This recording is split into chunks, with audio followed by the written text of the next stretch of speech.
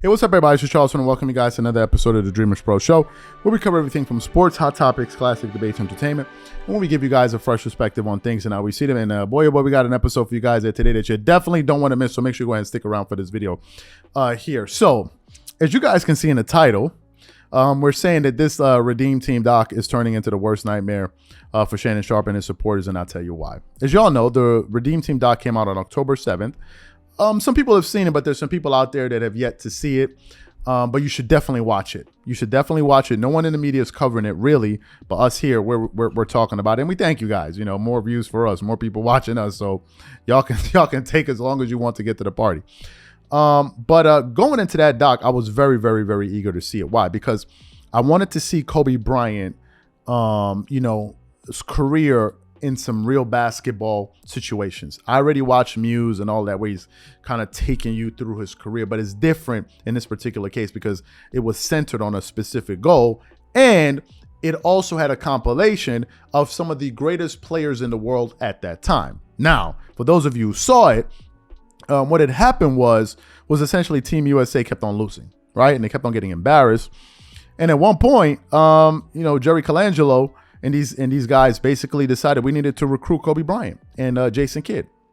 And they went out and recruited him. And the moment Kobe Bryant got to that team, immediately you could see a shift of behavior, of the energy. Everyone knew that the best player in the world had arrived. Now, why is that important? The reason that is important is because you have people like Nick Wright, for example, that told NBA audiences that at no point in time was Kobe Bryant ever the best player in the world. Nick Wright was the first person I ever heard say that. I was shell-shocked when I heard it. And of course, people that never saw Kobe, or maybe LeBron fans who already hate Kobe because of what he represented with Jordan, they automatically agree with it. To me, it was one of the most idiotic statements ever uttered in the history of sports media by saying that Kobe Bryant was never the best player in the world. It was crazy. But when you got to watch the doc and actually see Coach K and all of these guys looking up to Kobe like, yo, this is the Don right here.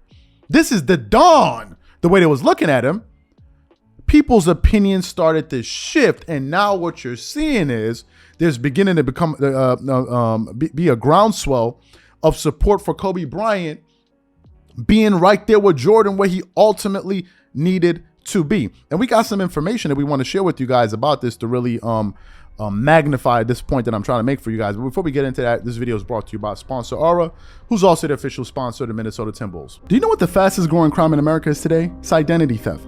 Imagine trying to log into your email only to see that your password has been changed. Then you start getting weird notifications from your bank and credit cards only to find out that all of your personal and sensitive information has been totally compromised. If you think it can happen to you and your family, just know that in 2020, over 49 million Americans were victims to identity theft, costing them a combined $56 billion. That is why we are excited to partner with Aura, who's a sponsor of this video. Aura is the #1 identity theft and financial fraud protection.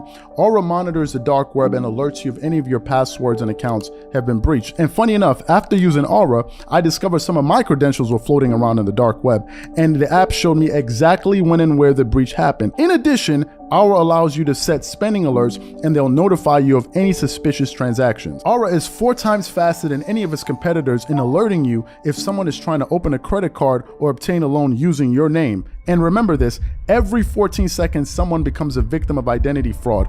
Don't let it happen to you. Now click the link in the description and try Aura for free for 2 weeks and see if any of you or your family's personal information has been compromised. Start your free trial at aura.com/dreamerspro. And when you try Aura by using the link in the description below, also know that you're supporting this channel. Thank you. So we actually put up a poll on our channel and we asked some of our viewers a particular question here. And the question was this: after watching the Redeem Team doc, do you have Kobe Bryant in your top 5 all time? And of the 1,200 people that have voted, and make sure you go ahead and vote, 70% of them are saying yes. So 7 out of every 10 people that are voting on this poll are saying yes. A lot of people have him in their top 5. One person said, always had him in my top 5 and always will. He played with an assassin's attitude. Another person said, always been in my top 5. He's number 4 on my list. Somebody said, He's always been in my top 5. Some other people obviously disagreed, that they don't have him in the top. Another guy said Kobe was on another level, made everyone else look like clowns. He was in my top 5 before the doc. Some people laughed. Already had him in my top 5 before the documentary. So what you're seeing, apart from some people that already had Kobe in their top 5, is this. They got a chance to see Kobe. They got a chance to see Kobe around players that people were saying were on his level, or in some cases better than him. If you listen to Nick Wright and these guys, they'll tell you, if it is, I believe Nick Wright said LeBron James was the best player in the NBA after, I believe, his second year. That's what he said.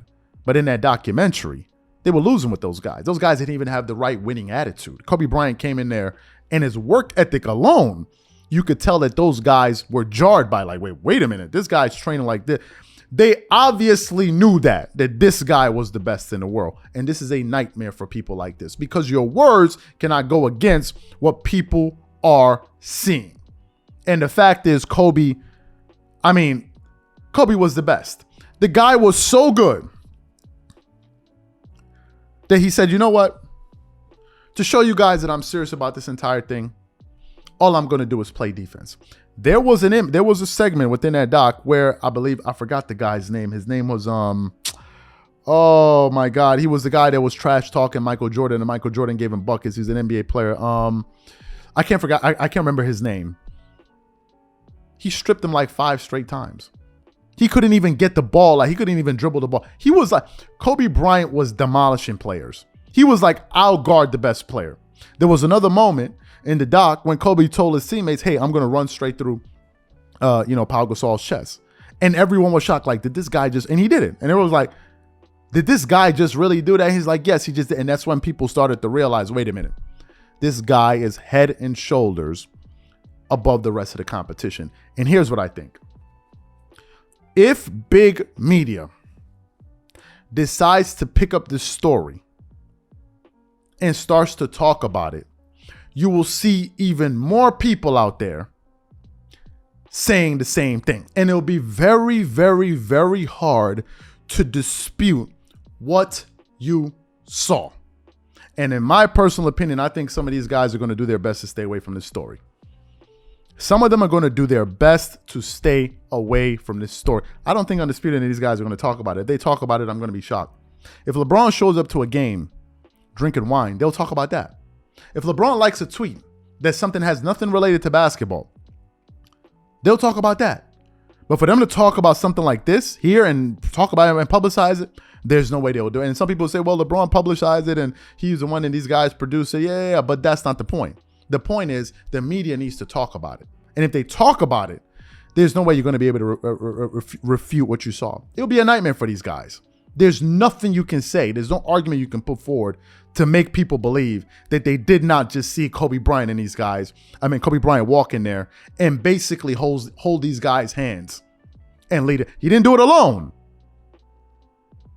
but he infused his alpha mentality into that team. He absolutely did. Like, he was the clear-cut leader, and to me, it wasn't even close. And I think it'll be a nightmare for these guys if they talk about it. I really, really believe that. So the question for you guys is this. Do you think that if big media touches on this Redeem Team doc, that it's really going to be a major threat to a lot of the things that Shannon Sharpe and his supporters have been saying about Kobe Bryant? Or do you think that no, people are going to remain unfazed, and they will remain they will stand packed in their positions? Whatever you guys think, please leave your thoughts and comments in the comment section, and we catch you guys on the next episode.